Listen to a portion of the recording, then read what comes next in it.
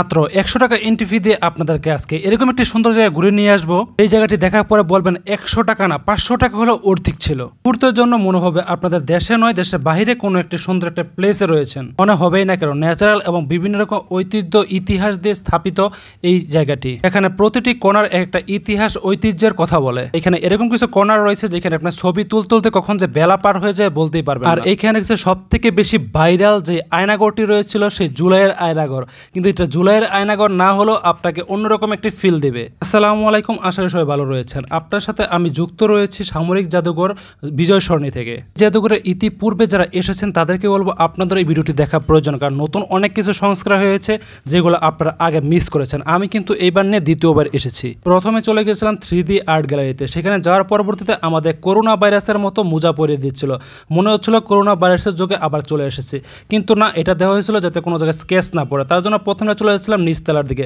নিচতলার দিকে দেখি সুন্দর একটা সুড়ঙ্গ রয়েছে, যে সুড়ঙ্গের পাশে রয়েছে সুন্দর চেয়ার টেবিল, যেখানে চা খাওয়ার কোনো ব্যবস্থা নেই, কিন্তু আপনাদের সুন্দর চেয়ার টেবিল দেখতে পারবেন। পরবর্তীতে চলে গেছিলাম বহুল কাঙ্ক্ষিত জুলাইয়ের আয়নাগরে। যে আয়নাগরে অনেক বন্দী রয়েছে, কিন্তু কারোই মনে বের হওয়ার জন্য কোনো আকাঙ্ক্ষা নেই। এখানে বন্দীদের মনে একটাই চাওয়া আরো বেশি সময় যেন এখানে অতিবাহিত করতে পারে। আয়নাগর দেখা শেষে আমরা এক ফ্লোর উপরে চলে যাই। সেখানে গিয়ে দেখি আমাদের 3D আর্ট গ্যালারিতে। যাওয়ার পর আপনাদের মনে হয় প্রতিটা ছবি যেন কথা বলছে, এক একটা ছবি এক একটা ইতিহাসের কথা বলে। প্রতিটা ছবি এতটা জীবন্ত হতে পারে তা আপনারা এখানে না আসলে কখনো কল্পনা করতে পারবেন না। এখানে আসার পরে রীতিমতো আমি হারিয়ে গিয়েছিলাম, কোথায় থেকে সময় অতিবাহিত হচ্ছিল তা আমি নিজেও কল্পনা করতে পারছিলাম না। 2-2.5 ঘন্টা এই 3D গ্যালারিতে কাটানোর পরে চলে গিয়েছিলাম ওপেন প্লেসে।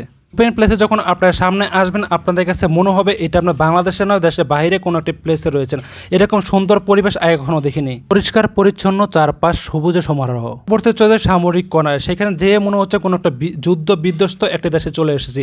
এখানে তারা যুদ্ধ করার জন্য রীতিমতো প্রস্তুতি নিয়ে রেখেছে। আপনি যাবেন আর যুদ্ধ শুরু হয়ে যাবে। এখানে বিভিন্ন রকমের অরিজিনাল রাইফেলগুলো দেখতে পারবেন এবং বাংলাদেশের সামরিক সক্ষমতা সম্পর্কে আপনাদের জ্ঞান ধারণা করতে পারবেন। এক ফ্লোর উপর উঠলে আপনি দেখতে পারবেন আপনার মাথার উপর বিভিন্ন রকম হেলিকপ্টার জ্বলতেছে। কাজটা হলো বিমান বাহিনী করার কিছু ডেমো এবং কিছু অরিজিনাল হেলিকপ্টার দিয়ে স্থাপিত করা হয়েছে।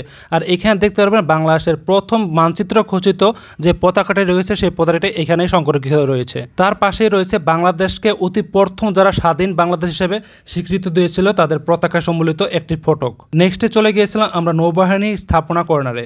এখানে আসার পর আপনারা সমুদ্র নিচে অদেখা অনেক কিছু দেখতে পারবেন। প্রতিটি কর্নার এতটা জীবন্ত লাগবে মনে হবে আপনি নিজে সমুদ্র নিচে হারিয়ে গিয়েছেন।